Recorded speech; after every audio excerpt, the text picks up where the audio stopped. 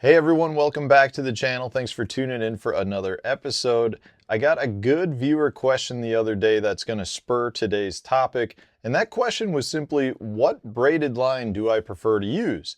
And I kind of laughed to myself a little bit because I thought in order to respond to this comment, I would have to write like a 3-page paper because braided line is not all the same. But after I started thinking about it, I kind of came to the conclusion that most anglers out there view braided line as braided line. One braided line is the same as the next braided line, and I'm here to tell you that that is absolutely not the case. There have been a lot of advancements in braided line over the last couple of years, well, last 10, 15 years, to the point where the options are almost overwhelming because you don't fully understand all of the different parts and things that go into it. So I figured we would talk about that today. We'd kind of do this big ultimate breakdown of braided line, and I thought that this could be helpful for other people out there.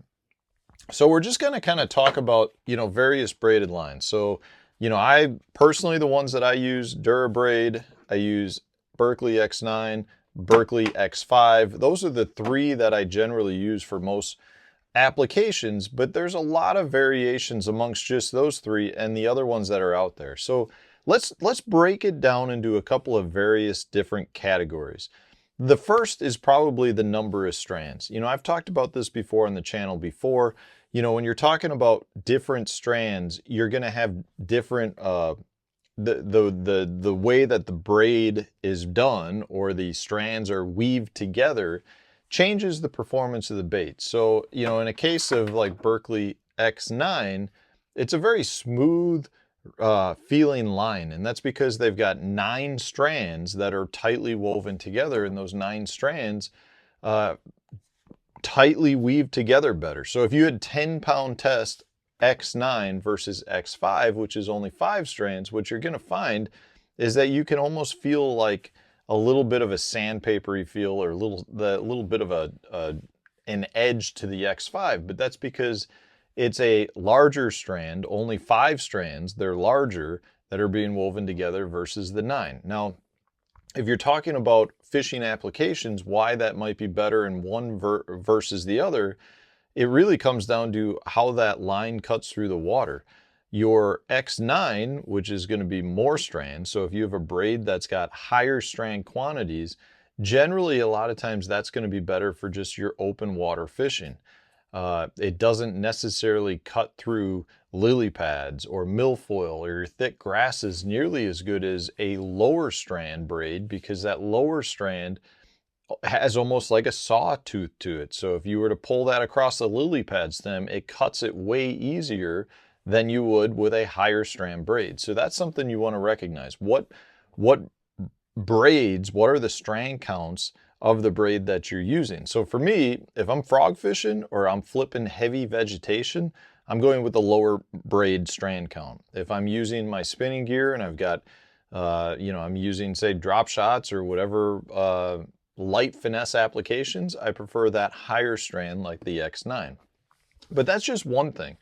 The other, another feature that comes into it is your braid flat or is it round? So depending on how the braided strands are woven together, you could get more of a flat line versus a round line. So some of the differences that come in with that is the flat line generally does not sink nearly as well or cut through the water as well. This is something you can see very easily with forward-facing sonar now. Your braid that is round will cut through that water column so much better, and therefore keep your bait down. The flat braids, the ones that are woven flat, tend to want to stay on the surface because they catch more water and they ride higher. So if you're using topwater baits, you might want to think about more of a flat braid. Now, a lot of this is kind of hard to see just right off the, just if you were to pick up the line and look at it. But you can notice it on your heavier pound braids, and most times your manufacturers will actually mention what it is. So when you go to purchase it, you can see it either on the box or the website that you're buying it from. Another thing has to do with the stiffness of the braid itself. So what I mean by that, or the limpness, whatever you want to call it, you get different performance. Now, I would have thought earlier in my career that a limper braid, meaning one that just folds over if you hold it, would actually be better for casting distance. But that's true, that's actually not the case. The stiffer braids tend to cast further, and that's because they'll go through the guide train much smoother. A limper braid will actually, when it goes through each guide, want to open up, and therefore when it goes through the next guide, it's got to be condensed again. A straight, stiffer braid will run straighter through those guides. So if you're looking for casting distance, you might actually want a stiffer braid. And sometimes that comes down to the material that they're using, and it can come down to coatings. You know, I think a lot of people don't recognize that a lot of braids have different coatings that are applied to it. Some are to make them smoother, some are to make them a little stiffer, to cast further, some are to help them try to cut through the water, various things there. But I will tell you, most of the time what you'll find with braided line is they'll start to break down. And a lot of times that's your coating that's actually breaking down on it. And what you'll find is your performance of brand new braided line will not be nearly as good after you've used it for a while. And the strength is still there. It's still able to withhold the abuse that you're going to put it through. But because that coating has actually come off, or worn away, I should say, you're not going to have the same casting distance. You might not have the same smoothness. It might feel rougher. I know this happens, you know, after a lot of heavy usage. So that's something to pay attention to. Another thing that some companies do too is when they put it together, some companies will like heat treat the line, so they almost like fuse it together. And what that does is that helps the line cut through the water as well versus ones that are not. So you can identify that a lot of times based on your tag ends. If you have a braid that kind of flares out and puffs, that's generally not a heat treated braided line. So that, you know, it just tends to uncoil at the ends.